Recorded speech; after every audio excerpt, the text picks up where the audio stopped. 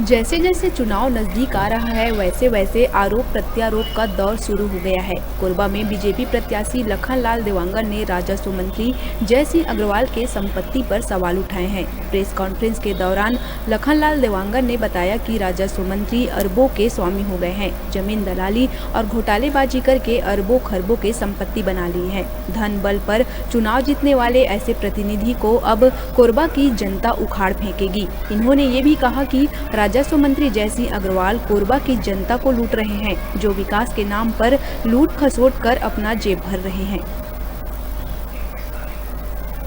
जमीन का देखिए, अब ईडी ने पेपर उठा के ले गया है। अब उसमें दूध का दूध पानी का पानी होगा।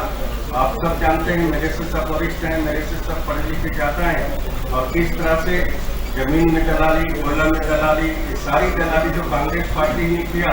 और कोरबा में अगर दलाली हुआ है तो अगर मंत्री जय सिंह का साह नहीं रहता तो दलाली कहाँ से पनप पाता।